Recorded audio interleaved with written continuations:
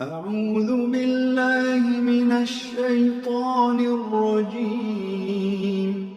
بسم الله الرحمن الرحيم. ألف لام